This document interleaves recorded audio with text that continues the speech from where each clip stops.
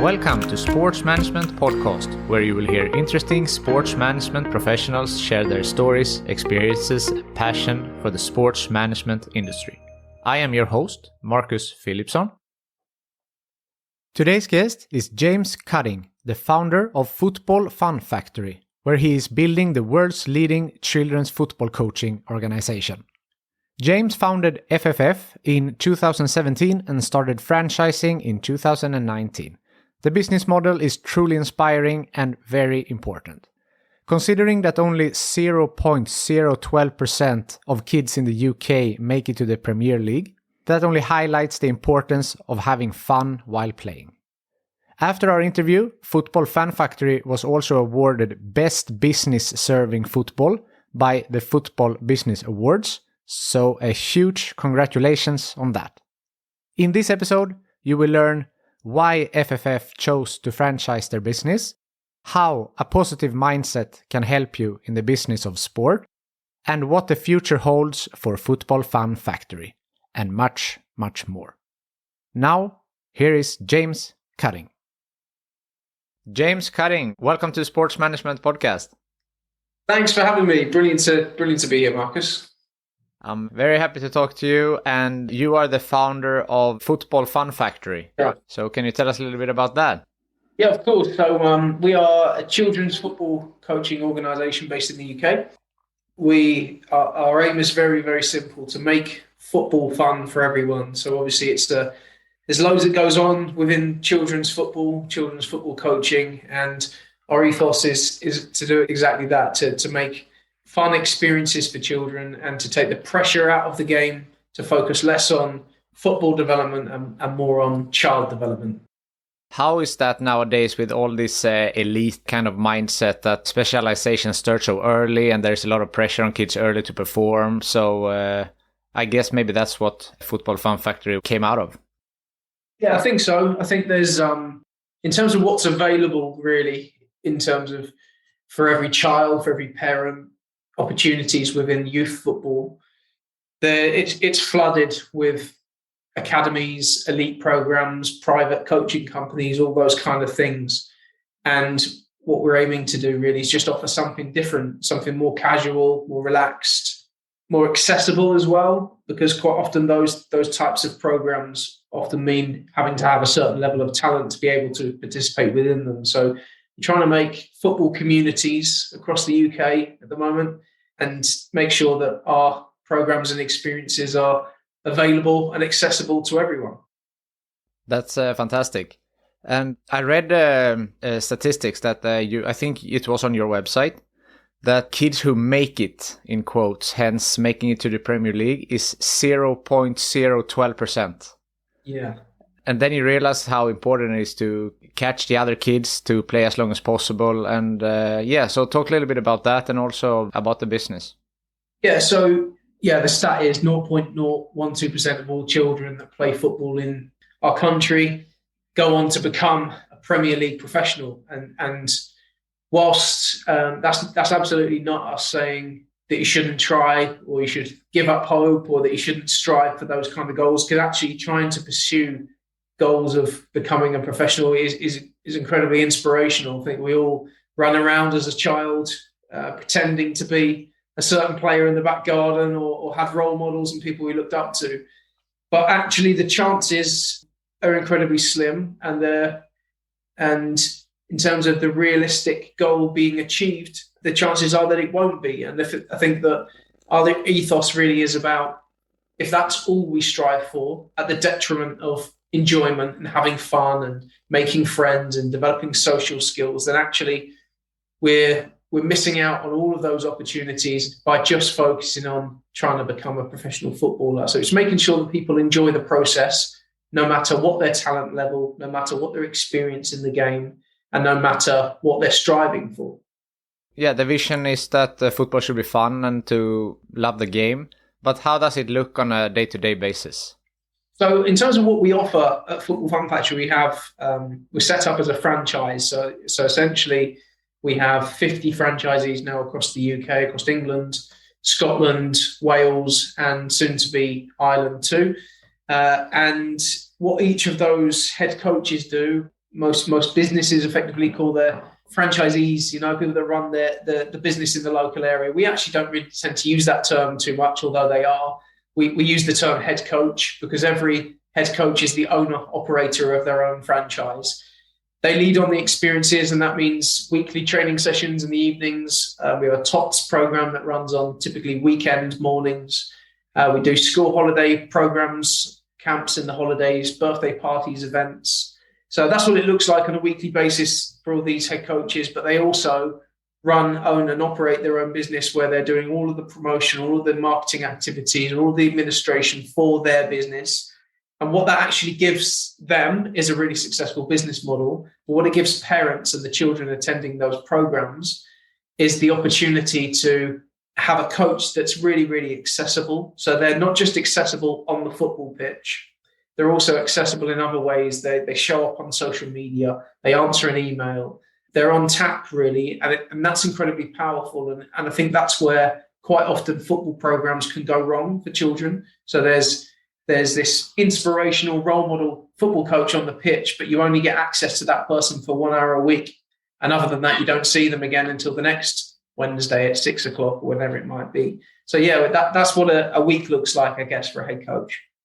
Is that the biggest difference you would say versus if you play in just a local team? Yeah, I think so. Lots of the children that come along to Football Fun Factory actually play for a local grassroots team as well. And there's, I would say, 50% of the children, their participation in football is just with Football Fun Factory, and the rest of them that then participate with a grassroots club, and it's almost a bolt-on to what they do in additional football because they love the game so much. There's also a small amount of children that are taking part in elite programs with professional football clubs, but then also come along to Football Fun Factory just for some fun and enjoyment and additional sort of ball rolling time, if you like. I guess, yeah, where we sit is kind of in a bit of a niche marketplace where you've got the professional football club environment, you've got elite pathways and programs. You've then got grassroots football, and we kind of sit in the middle where it's just an opportunity to come along, enjoy yourself, have fun, but it's equally as suitable for a really talented player to a 5-year-old girl that's never kicked a ball before. And I think that's what's quite appealing to parents, really, in terms of looking at all the different opportunities for their child. Football Fun Factory lands well for everyone. Looking at the business standpoint, you mentioned that you started franchising. So you started Football Fun Factory in 2017, and then you started franchising in 2019, if I'm correct. Why did you come to that decision that you wanted to franchise? Good question. So if you take it right back to the start. So I set up a 1-hour coaching session on the AstroTurf in the village where I live with no real intention of creating a business other than the fact that I enjoy football coaching. It was something I've been involved in my whole career. I stepped away from it, felt a bit of a void and missed it. So I started a 1-hour coaching session. That session was full straight away. I put on another session that was full straight away. There was a bit of a trend here where it was going well, mainly, I guess, because of one, my sort of understanding of the what parents want. And then two, my experience then in running effectively football coaching businesses within a professional football club environment as well, income generating programs for football. I then did that for a couple of years, turned that into my full-time career, replaced my salary, my job that I was in, left that job, went full-time into running Football Fun Factory community, as we now call them. And along that journey, there were so many people that said to me, you should franchise this. And I think that when the first person said that to me, I had no idea what franchising was. When the second person said that to me, I was a bit more intrigued. And when the 50th person said to me, you need to franchise this, I thought, okay, maybe I need to start listening to these people because a lot of people are telling me the same thing. And I think one of the biggest reasons why people say you should franchise Football Fun Factory is because of the unique aspect of what we do in the school holidays and with parties and events, which is our football inflatables. So whilst we do offer quite traditional football coaching on an AstroTurf in an indoor sports hall, we also have a range of different experiences where we use an inflatable football pitch, a football dartboard with giant footballs that stick to it, a cross between a goal and a bouncy cast, an inflatable goal that people dive around on. And because we have that really unique offering that really no one else in this country is really offering in terms of bringing all those experiences together. Loads of people coming to me saying, like, this is completely different to anything that's out there. You need to go and roll this out. At that point, I then connected with a former colleague of mine from my time at Cambridge United Football Club. I worked with a guy called Johnny Martin. And then at that stage, we then dreamt up a bit of a master plan to create a franchise model that we could roll out across the UK. And that was in 2019. So 2 years after I established it for myself. 2019 and 2020, start of the pandemic. So how did that affect the business and the Football Fun Factory? Yeah, so the best thing and the worst thing that could have happened to us. So worst thing, well, just the worst thing in the world, wasn't it, for everyone and everything? I know that for you guys over there, you handled it slightly differently to how we did in the UK, and it was with the absence of lockdowns and things like that. But for us, what it meant was we were just establishing our franchise. So what we'd actually done, the plan was for Johnny to come in and to pilot a franchise. I'd made a success of it in Red Lodge in Suffolk, where I was living. And then Johnny came into another part of the UK in Essex and rolled out a franchise there. The plan was he was going to do that for a 12-month period. But within 3 weeks, we had 5 franchisees. So actually what happened at that time, the football network served us really well. We knew loads of local, really talented football coaches. And Johnny and I coming together at that time, caught a bit of attention, turned a few heads, and there were people approaching us saying, how can I get involved in this? So very quickly, 3 or 4 more people came on board, and that was sort of tail end of 2019 heading into 2020. Of course, then in March 2020 for us, everything came to a halt. That meant all of our programs being on pause. We had 5 franchisees at that moment in time. All of our programs were on pause. We had to stop doing everything we were doing. From a business perspective, all the revenue stopped in the blink of an eye.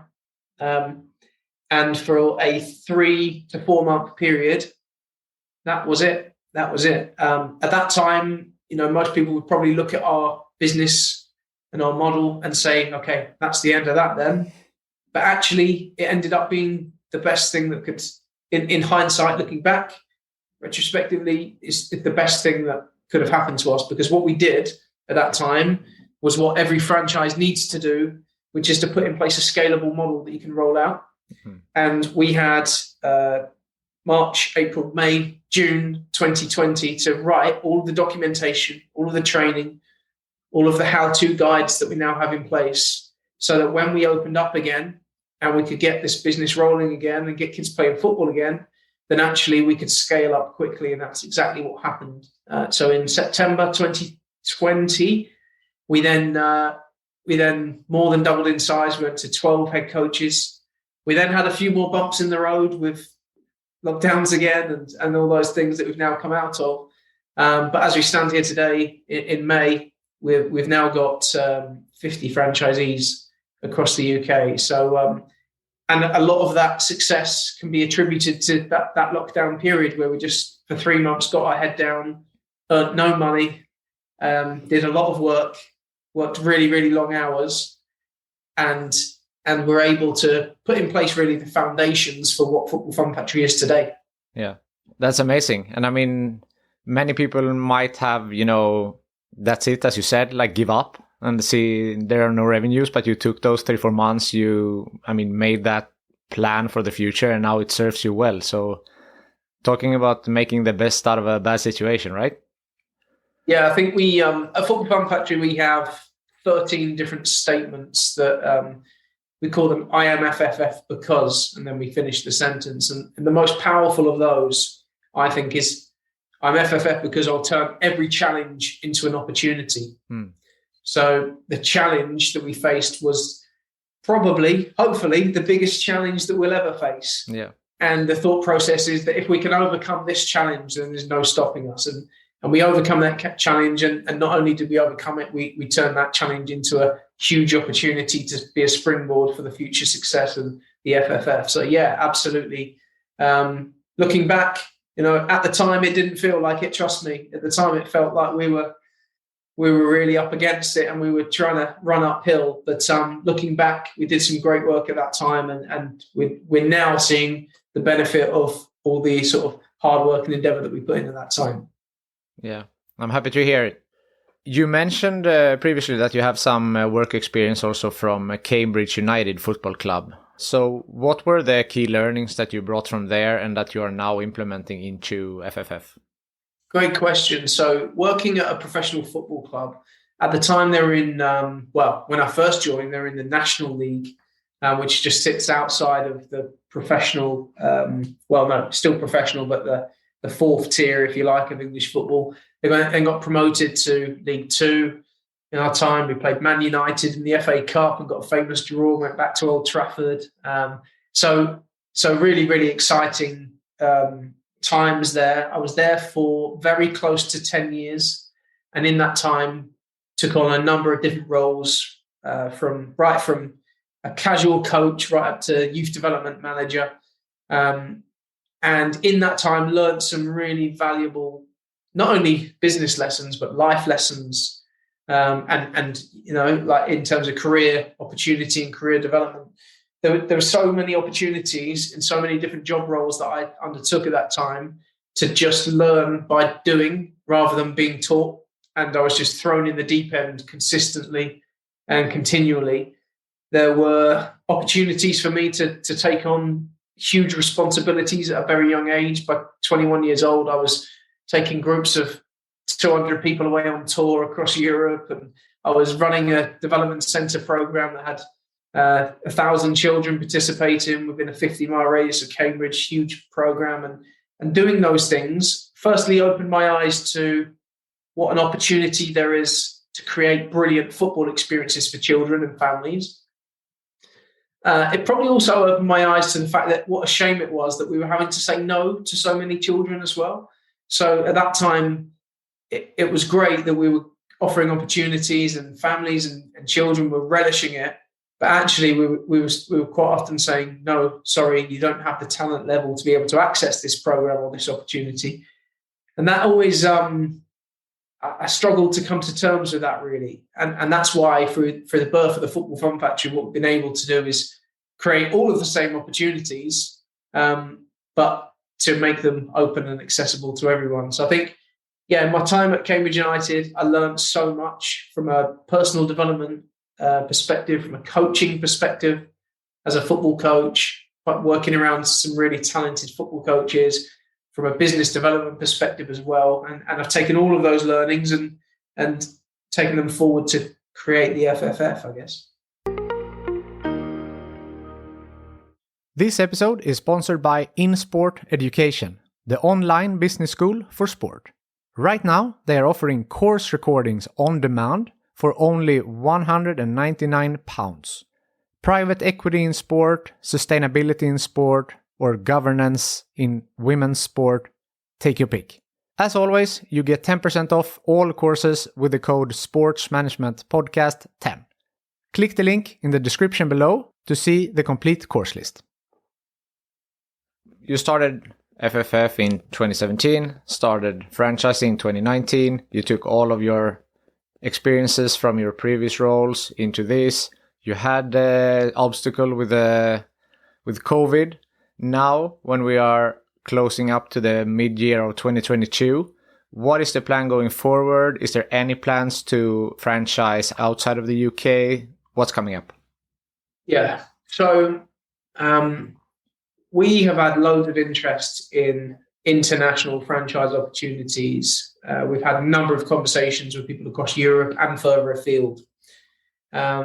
Whilst we're really massively driven and we want to roll out Football Fun Factory worldwide, 100%. That's our aim. In fact, our overall aim is to become the world's leading children's football coaching organisation, which is a huge ambition. And we say that with no ego or arrogance, just an absolute appetite and desire to put positive football experiences on the doorsteps of children across the world. We're doing that across the UK at the moment. And we feel that we'll be really best placed to do that across the world once we've really established kind of market dominance in the UK, if that makes sense. So at the moment, we're well placed. We're a growing organization. We've got 50 franchisees, but we're not actually the market leader today in the UK. And I think that we need to achieve that before we can roll out internationally, just because we're still, whilst the model that we've got in place is working well and it's growing and everything's good, we're continuing to refine that model. And the more we refine it in the UK, of course, it will be different, and there'll be cultural and regional differences for people overseas. But once we've got that really established and really defined, it will mean that when we launch in Sweden and when we launch in France and Belgium and Italy and maybe the United States and other places, then actually we'll be able to do that with a really solid foundation and strong recommendations of what to do and how to be successful really quickly. So we're really excited about international franchising. We just need to get the timing right. However, having said that, we still encourage people to come forward and talk to us about those things. In fact, we're in active dialogue with a number of people about that, because these things take time. You can't just say, okay, we want to start this in France and next week off we go. It's a long process and one that needs a lot of planning and a lot of preparation. So we're in active conversations. We're ready to roll that out. And in the meantime, we're trying to really become the go-to football provider for children in the United Kingdom. I understand that mindset. The plans, as you said, of course, is global, worldwide, but I guess it's easier to start in the strong football nations, maybe in Europe, like Spain and Germany. Is that somewhere where you might start?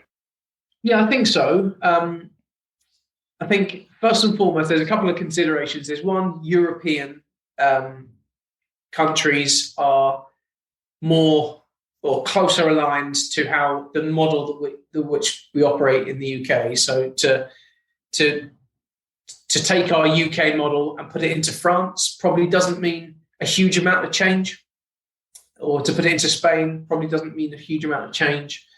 And that feels quite comfortable. To take the UK model into India or China then probably means some quite stark changes in terms of the opportunities that we offer and how we get to the point we want to get to, which is to offer children fantastic football experiences. For example, in India, it could be that private schools is the way in which we roll out the Football Fun Factory, whereas actually in the UK, we don't do anything within schools at all.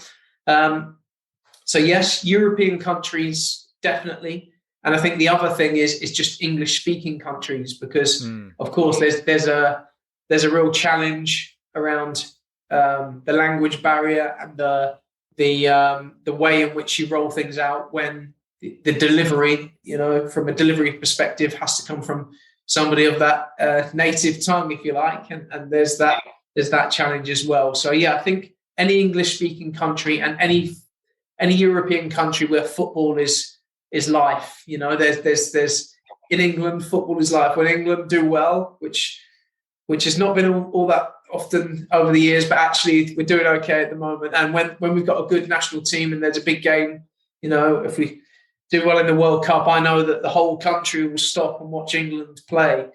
And any country that's got that level of passion is a country that the Football Fun Factory is keen to be a part of.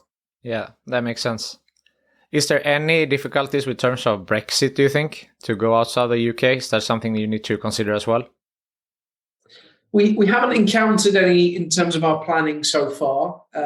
Of course, there will be some considerations in terms of how that all lands. I think that's also a changing landscape. So what's in place today, by the time we launch in another country, there could be some other considerations. Obviously, the equipment that we use being shipped and things like that is a consideration too, but nothing that's a limiting factor, nothing that rules out a country and to say, actually, because of Brexit, we can't operate in Germany. There's nothing that's so big that it's going to affect our ability to do that. So yeah, I'm sure there'll be some challenges and obstacles and hurdles along the way, but as we said, every challenge is an opportunity, so we'll face it head on. Exactly, there it goes again. That's why you're an FFF. That's it. I also read recently that you made a deal with Center Parcs. Correct. Can you tell us a little bit about that? Yeah. So, and actually, it links quite well into your previous question about other countries. So, in the UK, Center Parcs are kind of the go-to place really for UK holidays. They have villages across the country, fantastic family holidays. There's 6 different sites across the UK and Ireland. And recently, when our director Luke Chadwick went to one, he sort of looked at the facilities and he looked at the demographics of people that are on site. Lots of families, lots of young children, and he thought the Football Fun Factory should be here. So we've got this thing where when we see an opportunity, we really go after it. We've been in dialogue with them for a long time. We've been building a model for a long time. We've now formed a partnership, and we are now the football provider for Center Parcs across the UK and Ireland. So that means that we're established at those places. There's 1.8 million people a year that go to Center Parcs in the UK. So for us, it's a huge brand building exercise, as well as a brilliant sort of business partnership as well. And it means that there's for an establishing and growing brand, which is what we are, it's an opportunity for our brand to be seen on a daily basis by thousands of people. So we're really excited about it. What's also exciting, Marcus, is that there's Center Parcs in Germany and Holland and Belgium and France, and where we have aspirations to grow into those countries. Actually, bit of a spoiler, but that's kind of our next step. You know, can we, once we've successfully rolled that out in the UK, can we go knocking on the door to those guys and say, look, this is working well in the UK. There's no reason why it can't be exactly the same in Germany and wherever else too. Yeah, that's a good, sounds like a good partnership. And what you said also might be very beneficial when you try to roll out the franchise abroad as well. Yeah, I think so. It's something we're really excited about. Like we said, we're just establishing the UK partnership at this moment in time, so we haven't even spoken about that yet. But if they happen to watch the podcast, they'll know that a phone call's coming. Yeah. You also mentioned Luke. He's obviously a former professional football player. So what's his role in the company and what is he contributing with? Yeah, so Luke was our 3rd franchisee. So when Johnny joined, he piloted a franchise and became the partner in the franchising company effectively. We then had a guy called Kyle that came on board as a coach that we worked with at Cambridge United.